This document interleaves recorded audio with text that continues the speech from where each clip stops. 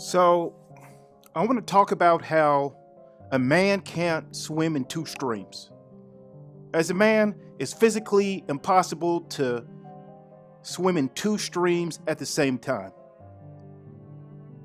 And I'm just kind of using that as a euphemism to dating women. Because I see, like in the manosphere, and I'm listening to young brothers, I'm listening to black men talk about dating. And a lot of times, our men, it's like they don't understand that you have to pick a lane. You gotta pick a lane. And as a black man, and you've been raised in the gynocracy, raised in the matriarchy, it warps men. I think we all know that, right? I think we all know that the gynocracy makes men mistrustful of women. It makes us have an edge about us, right? I mean, that's what, West Coast gangster rap is all about. Too short, right? Fuck these bitches. You can't trust these hoes. I don't love these hoes. Because you've been shaped by the gynocracy and it hardens you. It makes you turn your back to women. It makes you avoid love and marriage, even having kids, right? 50% of black men don't have children. According to the CDC, 50% of black men are unmarried and childless. And to me, that's a reasonable response to being brought up in the matriarchy. It gives black men, the gynocracy warps men into having low expectations of women. I think that 50% childless rate explains everything. So then you have SYSBM, MGTOW, IBMOR, the manosphere, birthed. Because there's emotions to it all, right? It's like you feel emotions when it comes to women. You don't trust them. They're assholes. They're jerks. A lot of them are predatory. They try to trap you. And they make you feel a certain way. And you're like, fuck that shit, man. I don't trust these women like that. If they don't come correct, I don't fuck with them. And then some dudes, you got a little simping in your pimping. You're a little soft. Really what it means is you're like, you haven't been hardened yet. You haven't been hardened by the realities of what the dating environment's like. So what you do is you put your best foot forward and you do what a man is supposed to do and trust a woman and think that you can pair bond with her in healthy ways. And then black men get ran over. Right? And there's the gaslighting. They go, no, we love black men. We're loyal to black men. We want you guys, we don't know what's going on. We just have our difficulties because slavery, because white supremacy, because racism, black men just can't keep their dick in their pants and they cheat and women are messed up too. And it's all this this gaslighting. I mean, the fact remains is that the gynocrats aren't interested in marriage and nuclear families and two-parent homes and building healthy black communities until it's too late. Until they're in their, early 30s, mid 30s, usually late 30s, up into their 40s, sometimes into their 50s, and poof, gynocrats finally wake up, and their kids are in high school or if they make it to college, in college, and these gynocrats, both men and women, they're like, no, what we need to do is have strong black homes. We need to get together, y'all. And you can see these guys, these gynocrats, these maggles and strags on YouTube, and they're talking about bringing people together. It's like, dude, it's too late for a lot of black folks. A lot of black men have seen enough. They're frustrated. They said, I'm not going back to that shit. That's why you have IBMOR. That's why you have MGTOW. That's why you have SYSBM. That's why you have the manosphere. So you go, what to do now? What do you do now? What do you do now? And you see a lot of people scrambling. You see a whole lot of people scrambling to, we got to work this out, man. SYSBM, we got to stomp this out, man. This is that's contagious, man. Interracial dating, that's contagious. Getting on a plane. You mean men are starting Facebook groups, going on a plane to go meet people? Oh, hell no, we can't have that shit. Fuck no. And it's like, nah, fuck yeah, we can. Hell yeah, we can. And we're happy about that. Black men just want happiness, just like all men want happiness. And I don't see a motherfucking thing wrong with it. If you got a problem with a black man being happy, well, how much did it cost to join the Ku Klux Klan? How much did it cost to join the Ku Klux Klan so you could take pride in not seeing black men be happy? I would really like to know. I would really like to know. Right? With Kobe Bryant passing recently, you think about that. Kobe Bryant passes recently, and there's that one screwball lady talking about the dark mother and that screwball video, and and I'm seeing some stuff on my timeline and my feeds, and they're talking crazy about Kobe Bryant. These gynocrats are, but I'm not gonna say that's the main consensus about Kobe. But as a black man, you feel it though. You know how people feel. That's in the ether. It's in the culture. And I don't want to get too deep in that because whatever needs to be said about Kobe has been said before. But I just think that just speaks to this part of gynocratic culture that just doesn't want to see black men happy.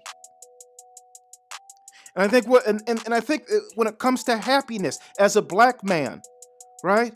You can only swim in one stream at a time. You can't swim in two streams. So if you think you can, go into this gynocratic river and get lucky and pull out a wife for yourself that's cooperative and cheerful and can bring tranquility and peace into your life and be a good mother to your children and can help do her part in this partnership to maintain a long-term healthy relationship. If you think you could do that shit, well, fine. That's what stream you want to stick in, but you got to understand that if that's the stream that you're going to fish in, that you're going to swim in, you're going to have difficulty, and it's going to be really hard for you to swim in a different stream. And you know why? I'm going to tell you goddamn why. Here's why. Because when you whatever stream you swim in, you get acculturated to those waters, the temperature, the velocity, and the rate of the water that's flowing through that stream. You get used to the pressure. You get used to the terrain, how to navigate those waters. And then when you try to step into dealing with different women, you're not so good. So this is why I tell my guys on my channel, and I've been saying it for years, focus on quality women. You gotta focus in on quality women. The strags, gynocrats, they've been broken down to a science. You know what the what is, you know what you're dealing with. So step out of that stream and focus in on a different stream. So peep this thumbnail that I got up here. See, with this thumbnail, for me, what that represents is different classes of women, sort of like BGS's Octane series. But it's not really necessarily Octane per se, but you can see right here, you got 5 different women. Pick a stream. You got the hooker, prostitute, stripper on the far left. And then in the second woman going left to right, bending over, looking at the book. She's like, your thoughts, your Instagram model. One of these ratchet chicks, right? The girl in the middle with the pink tights reading the book. She's like one of these women that she's kind of loose. She likes to fuck. She's nice eye candy. She's gonna mess with it. She's gonna have a line of dicks, but she's sophisticated enough. She's proper enough. She's been acculturated enough where she can draw men into her orbit who probably wouldn't want to deal with more promiscuous women, but would feel comfortable with her. That's why she got the tight pants on and the high heels. Now the other woman, the fourth woman, right? She got the jeans on and the Chuck Taylors, and she's reading a book. She's, she's sexy. She's cute. She's attractive, but she don't really have that sex appeal like maybe like the second and third girl do. But she's sexy, but she's more studious. She has a certain level of sophistication. Looking at super attractive and having that sex appeal that's not something that she's really interested in. And then the last woman, right? She's her hair's up. You know, she's not even looking at the book. She's about her business. She's probably wearing combat boots. She really represents, you know, in this as an idea, as a woman who kind of rejects these notions of I need to compete with my sex appeal, because she's trying to compete in different ways in her life. She's not really focused and oriented that way. And that doesn't mean she's not attractive. That doesn't mean she doesn't want to have sex appeal, but you get the picture of what we're talking about here.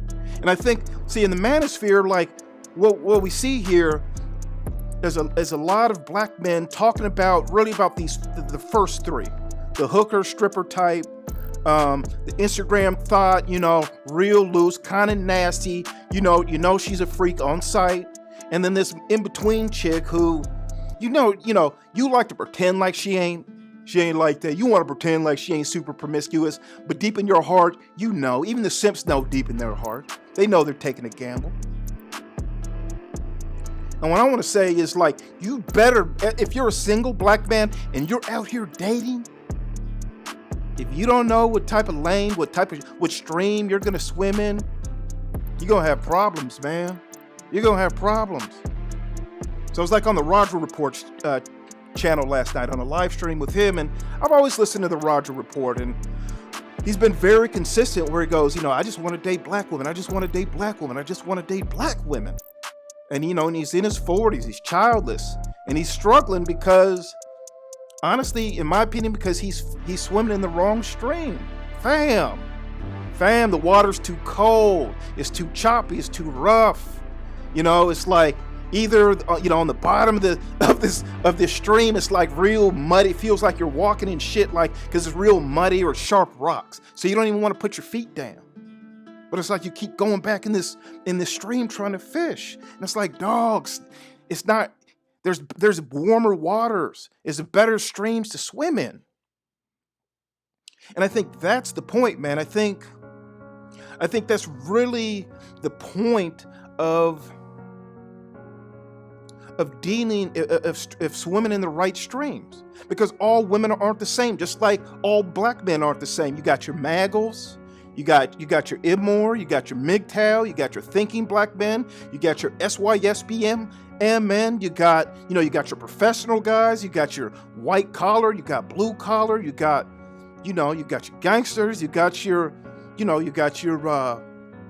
more studious professional men. I mean, there's just, you got different demographics of men. In much in the same way as black men, as we're not the same, women aren't the same. And so when you're dealing with quality women, when you deal with quality women, and I call quality women the fourth and fifth type here. There's quality women like them, that woman in the middle in the pink. She could be quality too. But when you're dealing with quality women, let me tell you, man, they know, they can smell it on you when you deal with quality women. And that's why it's important to only deal with quality women, because when you do and you're in that stream, they're like, oh, I could tell he's used to dealing with women of my caliber. He understands my taste. He understands how to communicate with me. He understands the culture and the treatment that I expect, because the way he's speaking to me, the stories that he's telling, when he talks about the other women that he knows, that he hangs with, I could tell he deals with quality women, maybe even more quality than me, and they respond to that. And so it's good, just as a black man, that you understand that. And also with that too, they also understand when you're not dealing with quality women.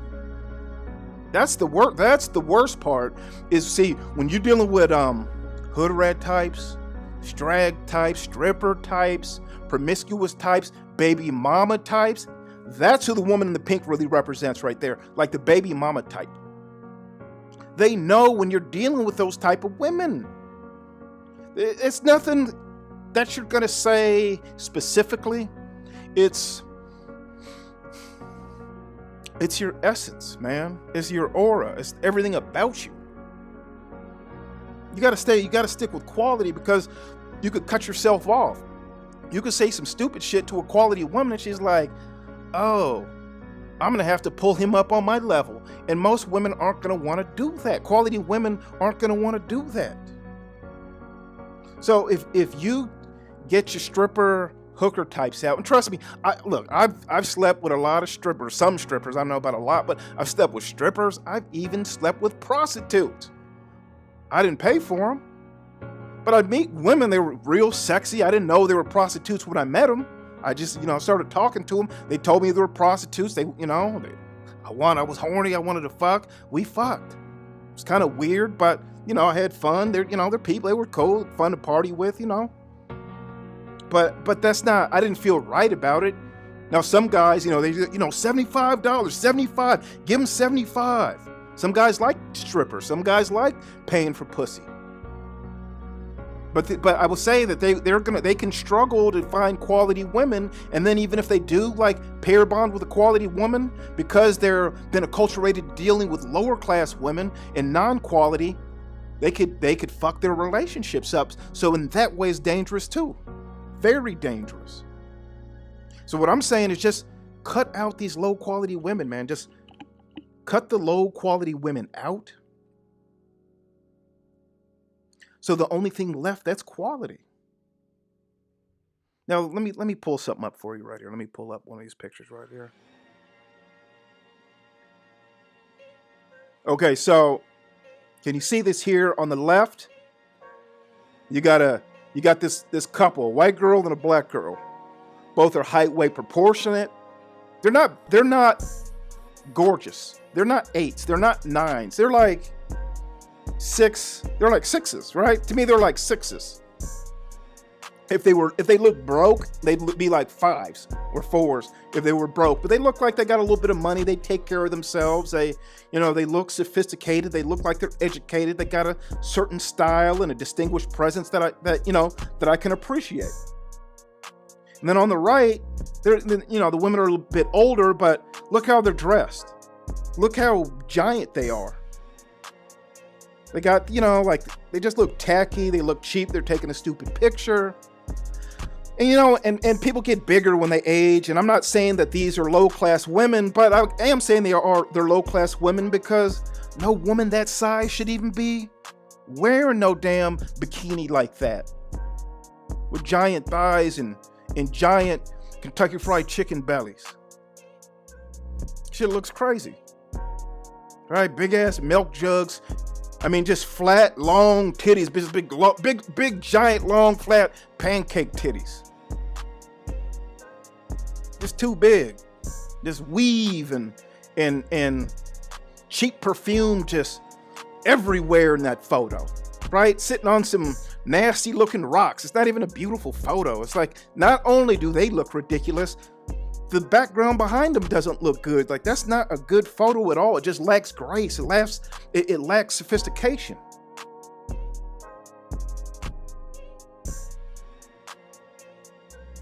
And what I'm saying is, thinking black men, we must adopt a mindset of black excellence.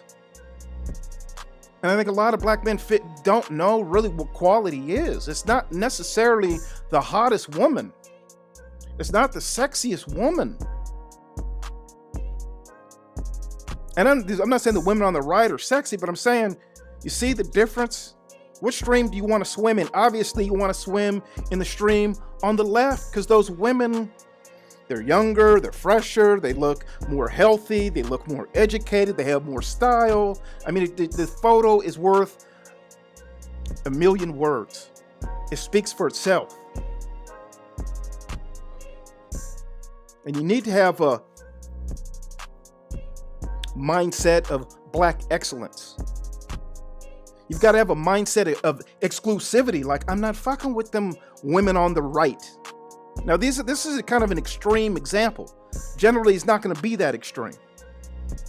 But you want to keep things exclusive. I'm only dealing with women that are on the right or above, or excuse me, on the left or above. That's the only type of women I'm going to deal with.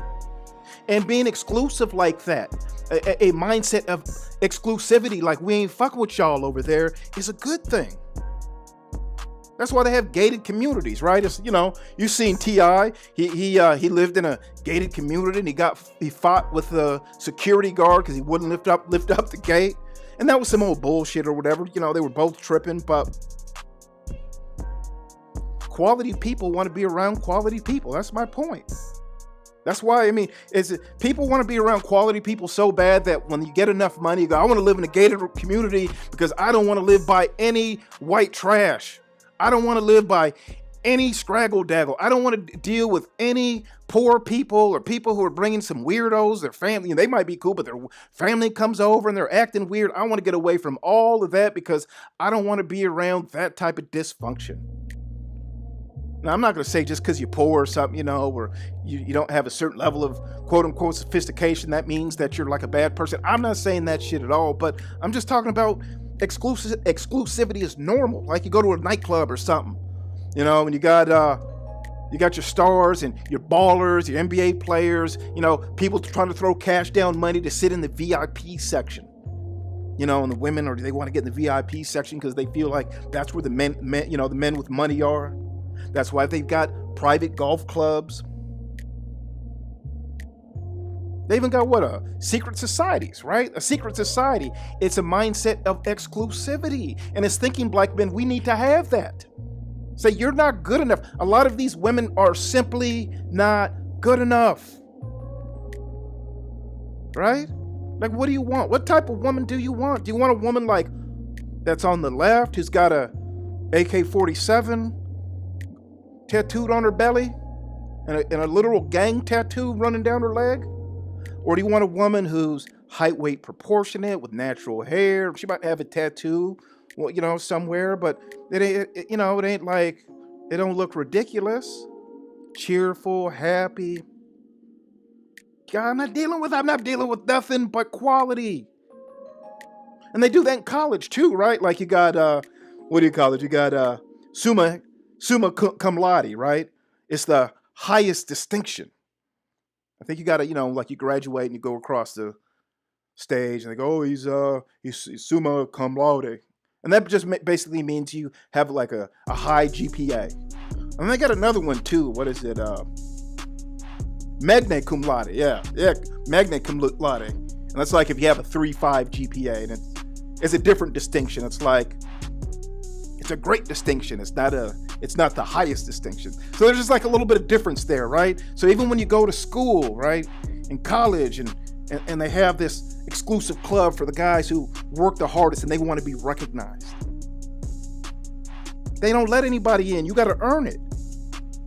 So when you're dealing with quality women, they don't want to, You start dealing with the wrong women, quality women are going to smell that shit on you, and then they're going to reject you. And you need to be doing that same thing. If you're dealing with a woman and she's dealing with one of these maggles out here, one of these street niggas out here, and she got a history of doing that, you probably should walk, fam. You should probably close the door on that woman and just walk. Now the thing is, like a lot of these guys out here, what's his name? Broadcast. You know what I'm talking about, Broadcast. Right? Because they were warped in the gynocracy, like we were talking about before, they'd rather see black men miserable and unhappy rather than finding quality women. They don't think black men should have more. They think it's normal for us to have less, to accept less. See, this is why a lot of your pro-blacks obsess about racism and white supremacy, and then when black men say, nah, fuck that white supremacy, I see through that shit. I'm getting mine. I'm getting the money I want, the job I want, the house I want, the family I want. And they're like, no, but you can't do it like that. No, you can't do it like that. Like they used to back in the day, back in the 80s and 90s, they'd be like, oh, he bought a house in the suburbs.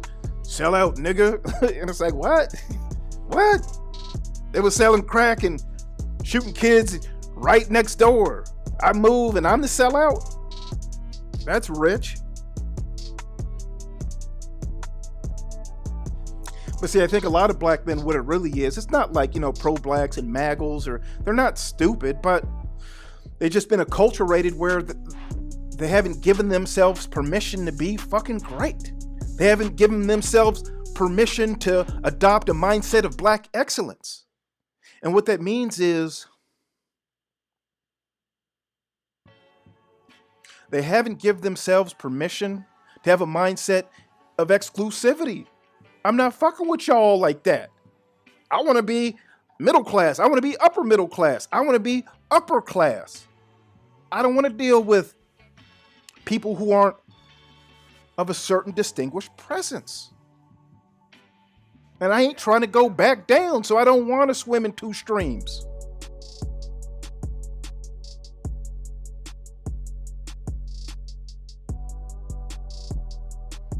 There's some black men, they think there's no good women left, no good black women, no good. Sometimes a lot of black men are saying there's no good Western women left. All Western women are bad.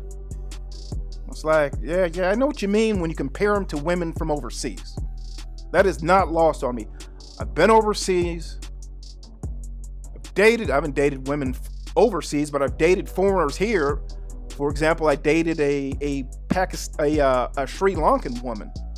She had a master's degree in computer programming. Beautiful, kind of trim.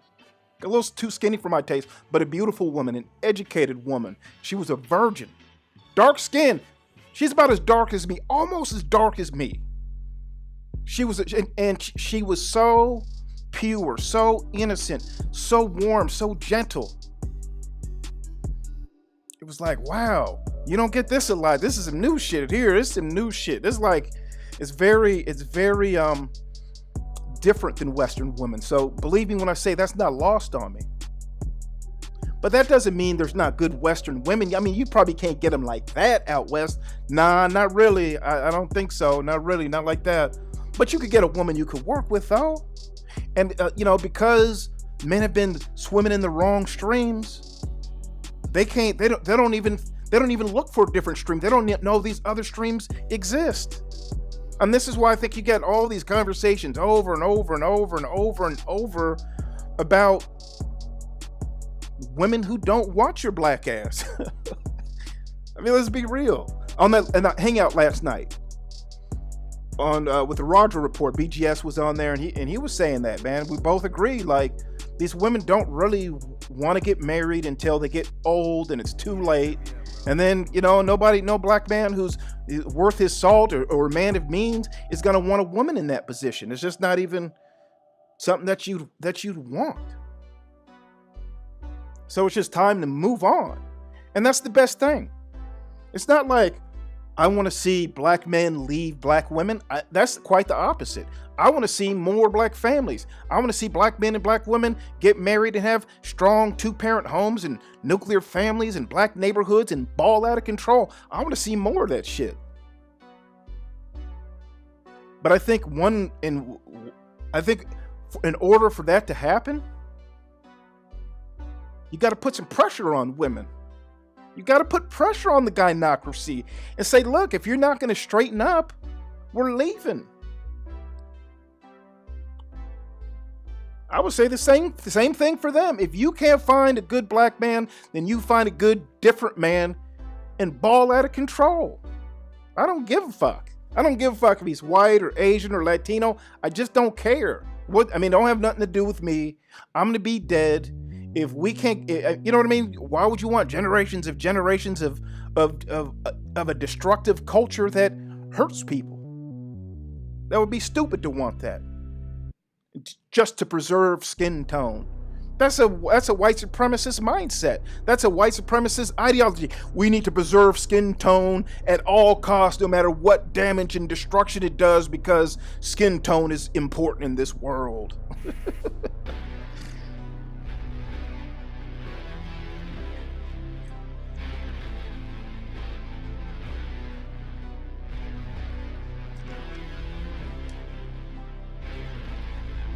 All right, let me pull up another photo here for you. Let me pull up another photo. You can't swim in two streams. Now the girl on the left, I actually took a screenshot of a video. I like her size. I like a girl that size. Actually on the left, with those tacky tattoos and that She got like like shells or something in her hair, and it looks like it's probably got weave in there or whatever.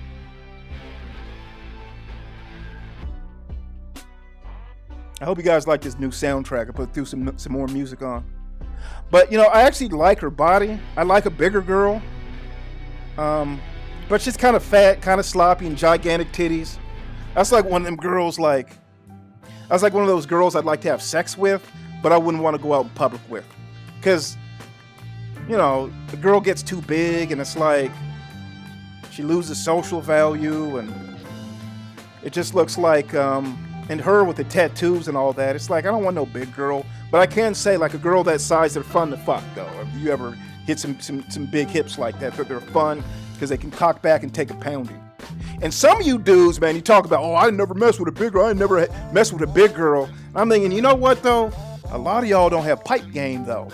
Y'all don't have pipe game, because if you have pipe game, you kind of like a big girl, because they can take a pounding. Boom, boom, boom, boom, boom, boom, boom, boom, boom. And you're just pounding that shit out for 45 minutes, dripping sweat on that bitch. A skinny girl a lot of times can't take that. You need to have a big girl to give her that pounding. So I like a thicker girl a lot of times. But now the girl on the right, though, now that's more appropriate, right? Not only is she more height, weight proportionate, she doesn't have the tackiness with the tattoos. She doesn't have all the shit in her hair. Even her bikini is more, it fits better. It doesn't, you know, it's less revealing. She doesn't have these big old, you know, saggy, floppy titties jumping around. That's what I'm talking about, fam. Like, see, a lot of times what you think is quality isn't quality. A lot of times what you think is quality isn't quality.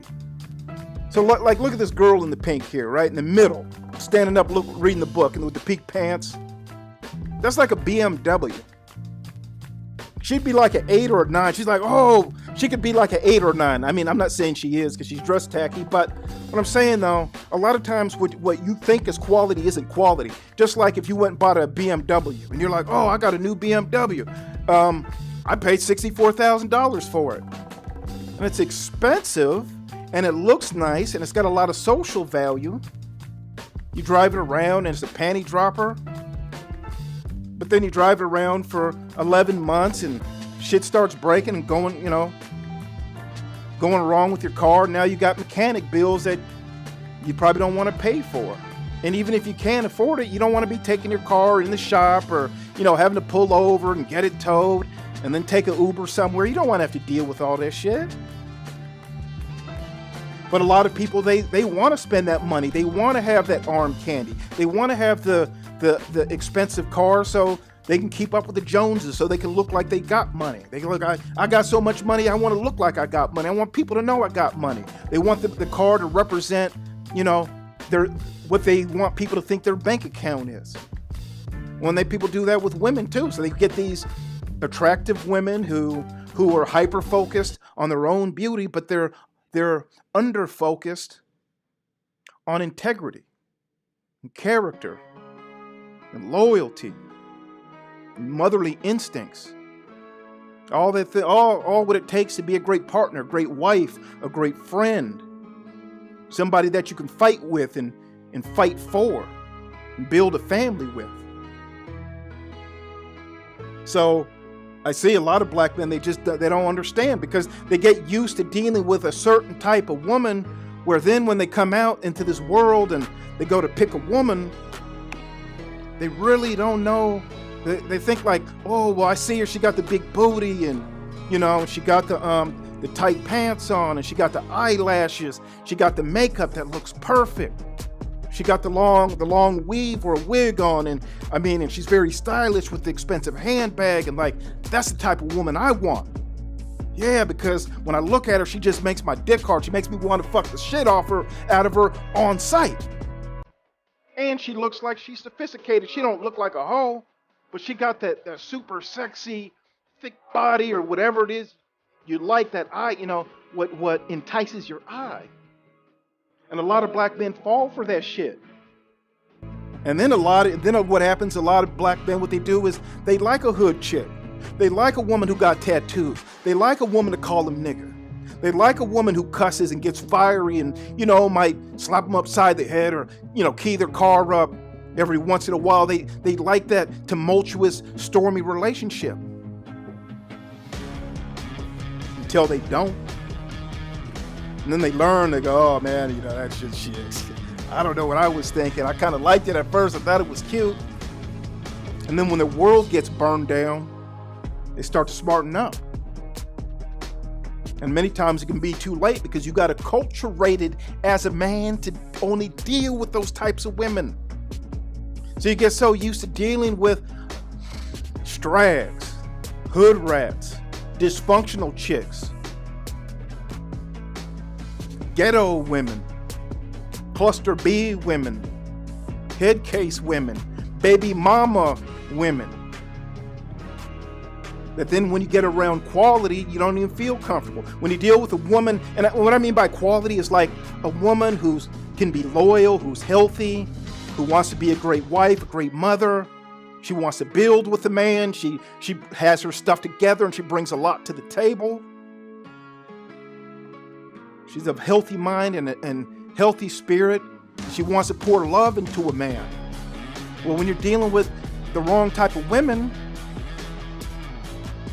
you wouldn't even find that type of woman attractive. And even if you did, you wouldn't even trust her. You'd think something was wrong. Like when I was dating the Sri Lankan chick and she was so submissive and so warm and so gentle, I was like, fuck, I'm just not used to this. I don't even want to take her virginity. I didn't even want to take her virginity because I knew she wasn't right. Well, I knew she wasn't right for me because I just wasn't used to all that submission. Not like that. I didn't even want it. She gave it away to some other dude. We're still friends. And she gave it away to some other dude. And, she chose wrong. She chose a screwball. But I know what I want. And I know what I don't want. I don't swim in two streams. And I don't try to talk like I do swim in two streams. See, there's some black men too.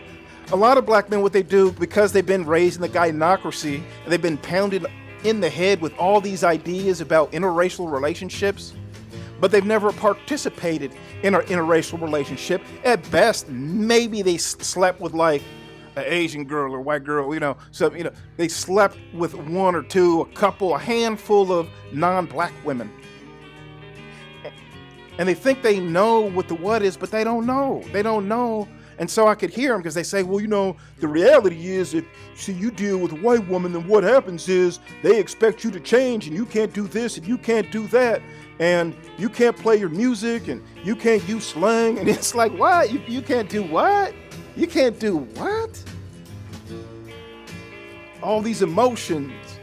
That's what Lodcast brought up too. He goes, he's a classic example. He brought it up in one of his videos because he goes, I've been with non-black women and you just don't feel right. The emotions involved. That's what he said, the emotions involved.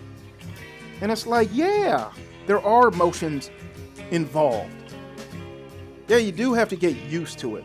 It's not like just easy, but nothing worth having is easy. And whenever you try something new and it's discomforting, your emotions are involved.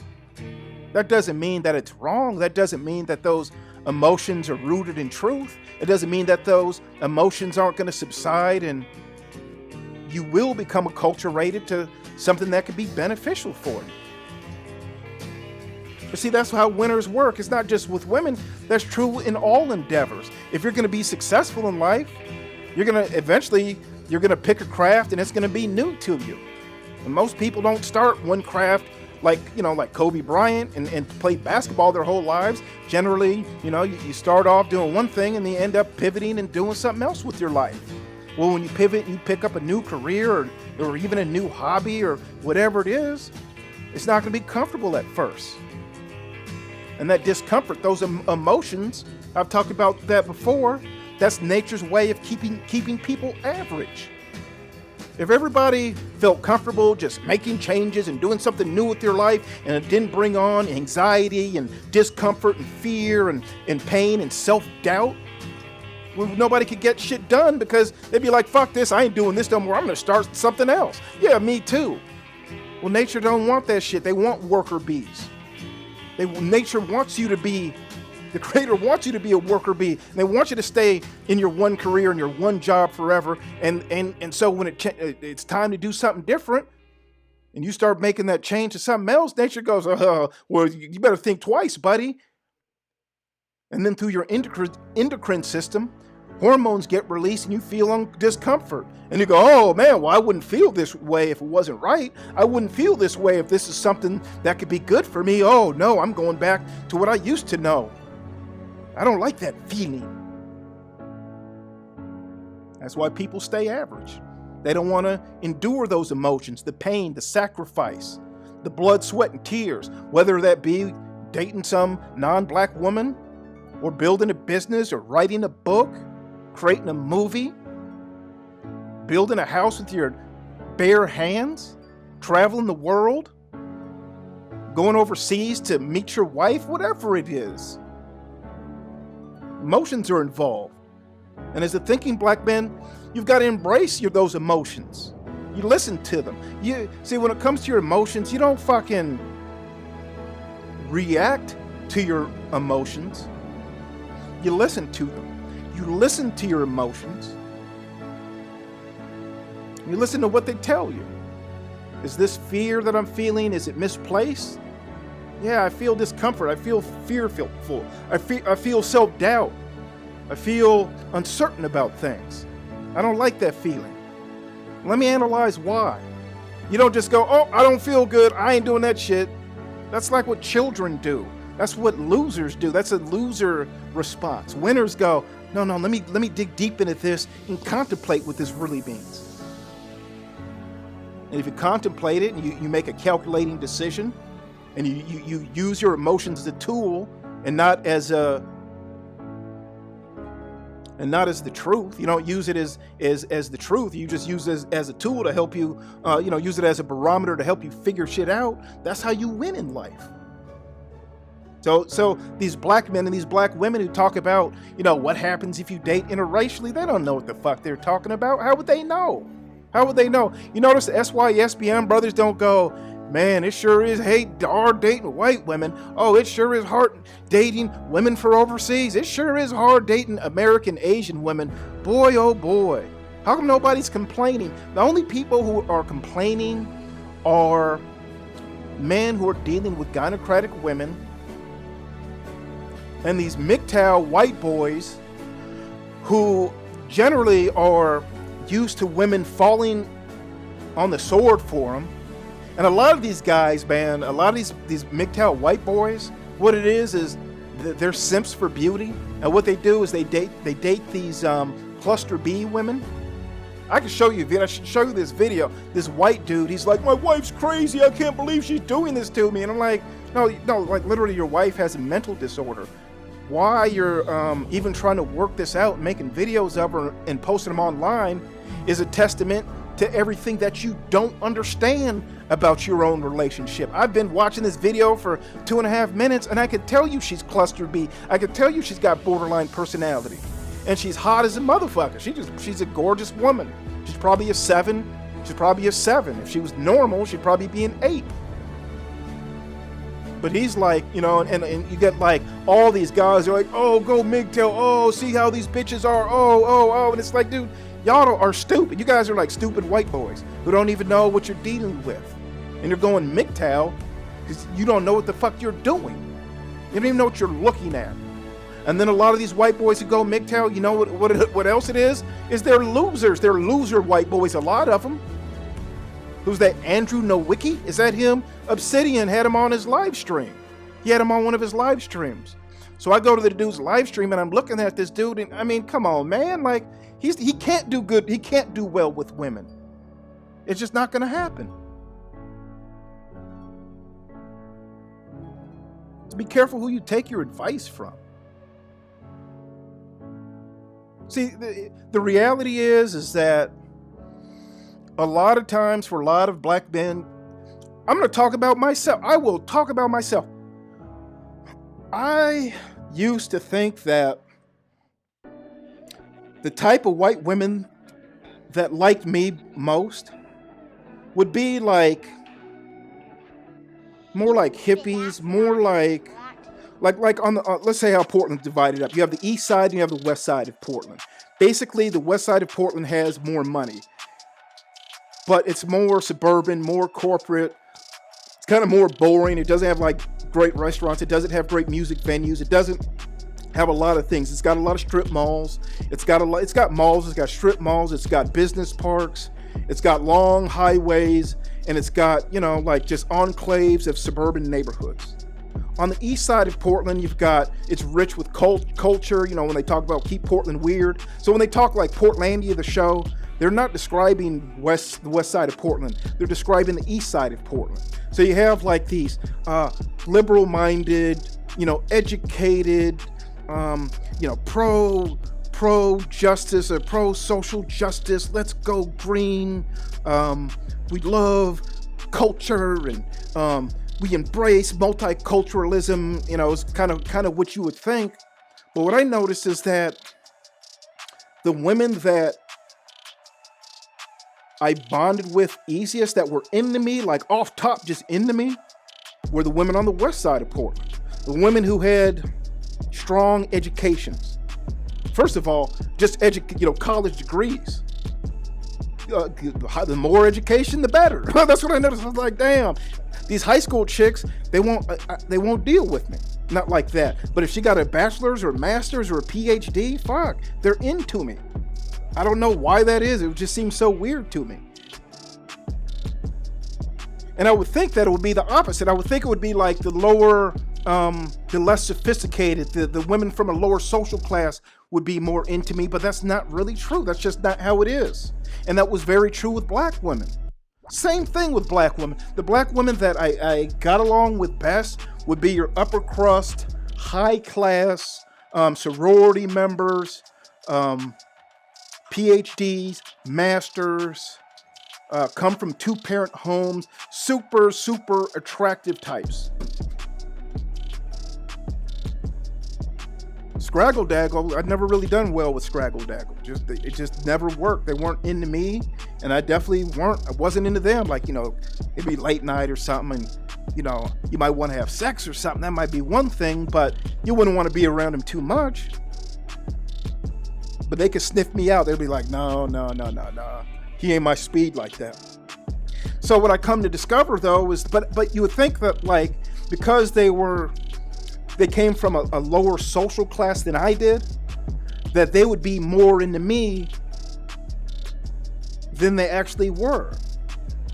And so it's something I had to learn, is that the women that I think that would be into me, the more quality women were more into me than I actually understood. And that was the opposite of what I thought. And I think that's true for a lot of black men. A lot of black men sort of say, no, I want a woman who has less education than me or makes less money than me and this and that. And, if you get with a woman who has more education and she makes more money, like she's just going to be a ball buster and try to run you around and try to talk you down and all this and that. And that might be true in the gynocracy. That could be true, very well true in the gynocracy. But outside of the gynocracy, I could tell you that black men will do very well with women who have good careers and make lots of money and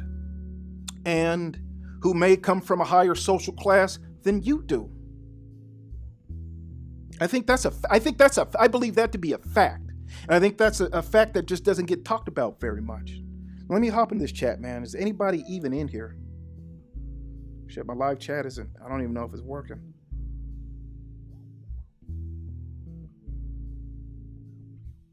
But yeah, many times, guys think quality isn't like quality women won't like you like that when odds are they're gonna like you the most. Odds are they're gonna like you the most. So shoot your shot, homeboy. Shoot your shot. See, a lot of times the quality women, they aren't the most attractive, man. They just aren't. I don't know any married men. Okay, my wife's friend, she is probably a 9 on the white boy scale, or like an 8, like probably like an 8 on the white boy scale, because she don't really have tits and ass, but she's real cute, and she's got a beautiful face, and she's slender, and she's married to a doctor. But he's a doctor, you know, and she's pretty laid back. She don't look at herself like she's all that. She's like really down to earth. She ain't like hoity-toity or none of that shit. But I think that, like, I know one guy, this black dude, his wife is gorgeous. Gorgeous wife. She's light-skinned. He's black, and she's gorgeous. But he's an insurance salesman, right? He's a successful insurance salesman. And a lot of salesmen have beautiful wives. And it helps you as a salesman. If you're in sales and real estate or insurance, or you work on Wall Street and you're selling investments as a stockbroker or a wealth manager, having a beautiful wife can help you. But generally, if you want a wife, you want to deal like in that 5, 6, 7 range, man. You want to get like a 6 or a 7. You don't want a 5, but you say I'll take a 6. 7 would be great, but you get into an 8, man, it's gonna be a problem. And generally what the difference is between an 8 and a 6 is makeup and working out. Generally, that's it. Generally, that's the biggest difference, is just working out, her makeup, and her wardrobe. A lot of your 6s when they get dolled up, they look pretty goddamn good, but they're not interested in that because they're interested in being an awesome person. They're interested in their careers. They're interested in knowledge and wisdom and reading books and traveling and all type of other stuff. They're not really superficial people, and that's what makes them great partners for men. I think you just got to keep things simple, man. I think you just got to keep things simple. That's why you don't have to have all these conversations about strags and hood rats and all these thoughts and these trash bag women out here. You don't even need to have conversations about them. What good is it going to do? It's not going to get you what you want. All it's going to do is get you dealing with women that you don't want. Right? And if you focus in on something all the time, that's what you're going to attract in your life. How could you not? And this is the problem with Maggle Mountain, with the gynocracy. Because the gynocracy, and this is a whole different video in itself, but I think the fact remains is that the gynocracy is a culture of self-pity. Oh, why? How dare? Oh, woe is me. White supremacy beat me down. White supremacy stripped all my skin off. I'm bleeding everywhere. Oh, white supremacy pulled out a tooth. It hurt so bad. Oh, comfort me. Let me tell you about all my pain. All my pain. Let me write another book about white supremacy and how it affects us all. Oh, God. Microaggressions. Now, microaggressions, they do sting, and it's a death by 1,000 paper cuts. But my point is that Maggles and Strags are taught in the home that life is so hard, and white supremacy and to be black is to struggle. It's just like right there, man. The gynocracy teaches you that to be black is to struggle. That if you're not, down for the struggle, then you're not black. Oh, you didn't grow up in the hood. You didn't sell dope. You didn't miss no meals. You never went to prison. You grew up in the suburbs in a 2-parent home. You ain't no real nigga. You a white boy. You a white girl. It's like, oh God, really?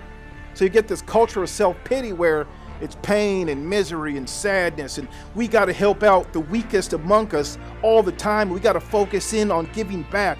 You need to get a job and graduate college and then go work for a community center somewhere and raise kids or be a teacher. You need to be a teacher like Q Butter. I'm giving back. Give me your kids from single homes. I remember Q Butter said that too. He goes, yeah, so when this woman told me, she goes, oh, please take my kids. They don't have a father. Please take my kids. And they was so proud about that, and I get that. It's very noble. I get that. As a matter of fact, I went to school to teach, and I spent a lot of years giving back to the black community.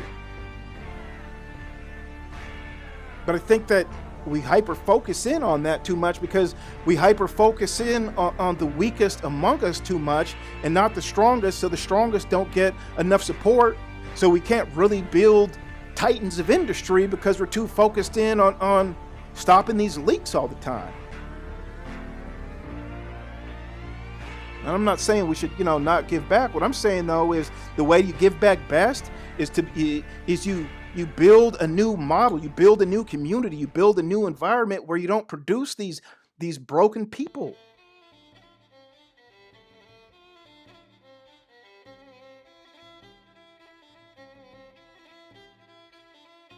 I mean, the gynocracy it's a culture of abuse, verbal abuse, educational abuse, sexual abuse. Real talk, right? Gynocracy runs black men off, and then runs good black men off, a lot of them, and then they get pregnant by losers, and then the losers expect good men to come back and help out and help this mess out, and it's just not right, and it's not going to work, and it's not sustainable. So for me, it's not even about like dating interracially. It's about dating quality women only. Fuck them tenets on SYSBM. I don't read them. I don't give a fuck about them. And no disrespect to anybody, but I just don't care. I like what it means. I love the acronym, SYSBM, and I like what it, I like Save Yourself Black Man and what that means. And for me personally, what that means is focus in on quality in your life. Shout out to Dr. Kiriakati Jones.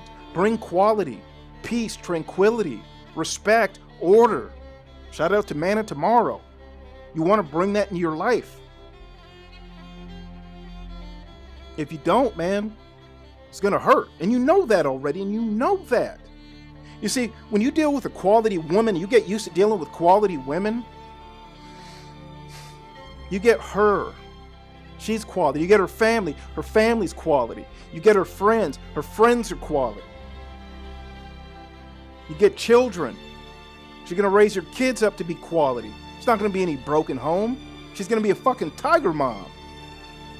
She's going to be teaching them up, loving them up, nurturing them. Your whole environment's going to be, your kids are going to be around other kids raised by quality people. And now we got a bunch of quality people who are serious about their family, serious about their children, competing against one another, where the cream rises to the top. And they move on to do great things. And even if you don't make it to the top, the environment was so competitive, the worst amongst them easily become middle class, or even upper middle class. And where the gynocracy is out right now, they're lower class. That shit just has to change, man. It has to change.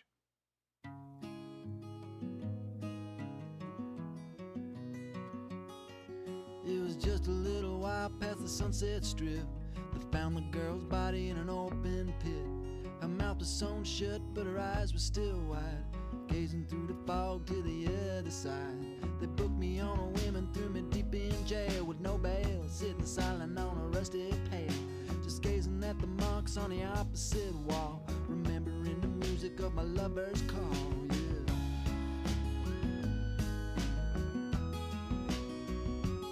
So you make no mistake, I know just what it takes to pull a man's soul back from heaven's gates. I've been wandering in the dark about it long and thin, but they say it's never too late to start again. Oh when will the spirit come a-calling from the soul to send? Oh when will the keys to the kingdom be mine again?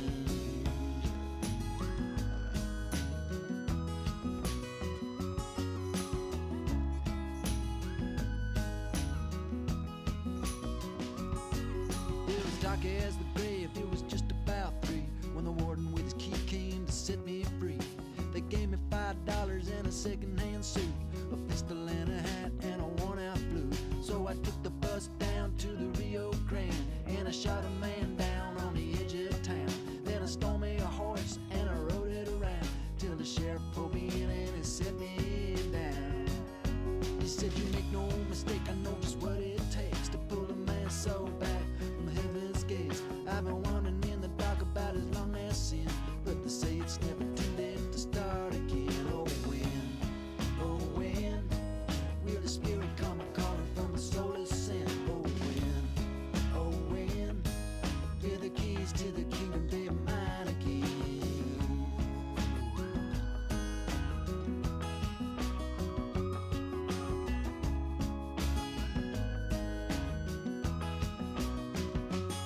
Well, the sheriff let me go with a knife and a song, so I took the first train up to Oregon, and I killed the first man that I came upon, 'cause the devil works quick, you know it don't take long. Then I went to the river for to take a swim. You know that black river water is as black as sin, and I washed myself clean as a newborn babe, and I picked up a rock for to sharpen my blade.